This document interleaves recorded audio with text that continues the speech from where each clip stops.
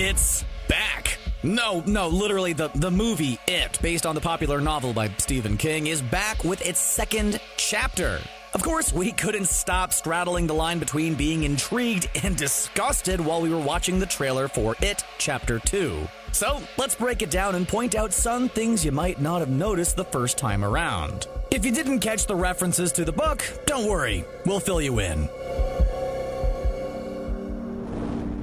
In the first It movie, we learned that the horrifying trans-dimensional being most of us know as Pennywise the Dancing Clown emerges every 27 years to terrorize the sleepy Maine town of Derry. So, with that in mind, we know the trailer starts out about 27 years after the events of the first film. If you recall the previous trailer for the movie, you'll likely remember a scene where tons of red balloons surrounded the Derry Bridge, which we've given another glimpse of. In the novel, Adrian Mellon is attacked in a hate crime and thrown from a bridge, an event that marks the return of Pennywise. According to It Chapter 2 writer Gary Doberman, this scene is going to be in the movie, and Xavier Dolan will be portraying Adrian. It's a gruesome and frankly hard-to-read scene, and we're guessing it's how It Chapter 2 is going to start out. There's also another moment we've seen where we see Pennywise holding a bunch of red balloons leaping over a giant statue of a man wielding an axe. In the book, this statue comes alive. But it remains to be seen if this will happen in the movie or if it'll remain a stationary tribute.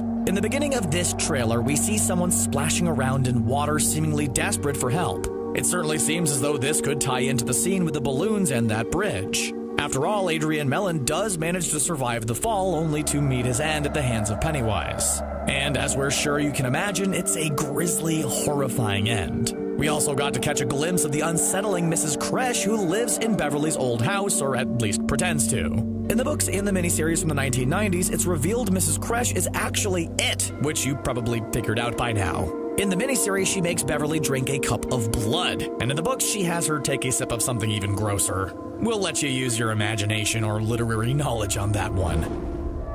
The final trailer starts out in a happier location than a decaying old woman's house, and we see Bill Denbrough riding his bike with Beverly on the back of it. We see her find the poem Ben Hanscom wrote her in the previous trailer, but it's Bill we see her smooching. Maybe in the 27 years since she's been home, she once more forgot who wrote her that sweet note. We hear a grown-up Mike Hanlon revealing that unlike his fellow members of the Loser Club, he never left the sleepy town of Derry. In the book, Mike works at the library and is the only one who seems to remember what happened with Pennywise the Clown. On to a happier scene, we see the Losers Club reunited once more, and they have a meeting at a Chinese restaurant called Jade of the Orient. This place is actually based on a real eatery called Oriental Jade, located in King's hometown of Bangor, Maine. While most of the Losers Club has forgotten about their adventure, doesn't sound like the right word for it, so let's just say nightmare from the last movie, Mike hasn't. And he reminds them all of their oath to reunite and stop Pennywise should he emerge again.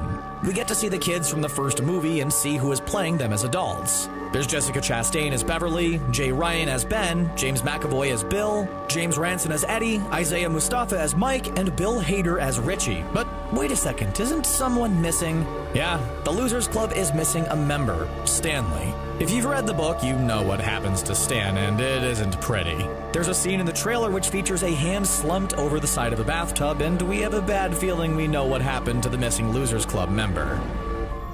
We see a pretty extended scene of a grown-up Bill inside of a carnival funhouse with some very familiar-looking clowns. Their costumes actually look like the one worn by the iconic actor Tim Curry in the old miniseries. But although that looks familiar, Bill chasing a kid through a house of mirrors doesn't, which means we're going to get some divergence from the book. We get back to basics by seeing the losers near that familiar house, and there are a flash of upsetting images. One of them features Henry Bowers, who we saw fall down a well in the first movie. In the book, Henry is the one who ends up taking the fall for all the destruction caused by Pennywise. We see some more scenes reminiscent of the first movie, including little Georgie, Beverly being covered in blood in a bathroom, and our heroes walking through the sewers. We also see a scene where Mike's screaming while in some kind of tent, which could point to something which happens in the book.